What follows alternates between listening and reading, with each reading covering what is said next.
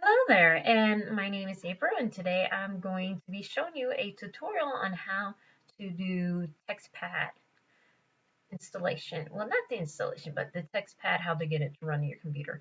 So you see right here that I already have this set up, our program that we're going to have.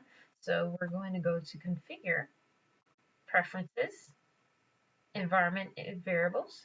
I'm going to hit New, and then in here you'll type something such as the path file. Now for the next part, we're going to go into the actual computer. So you want to go over to your start button, and in your search, you want to type in my computer. Once we have that in there, you want to double click on your local disk. Now if you're running a x86, you want to access your program files. Otherwise, just go to your regular program files, which is x64. I'm going to go to Java Developers Kit, go to the bin. Once you have the bin, you want to copy the URL where it's located at, or the source file, and then paste it in here. Since I've already have it right in there, it's gonna be grayed out because I already have something named path.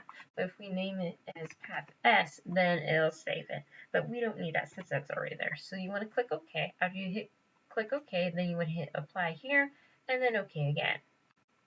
Now that we have it right here, let's go ahead and run a test file, which is control1 to complete successfully. And then to run it, you want to hold down control and then 2.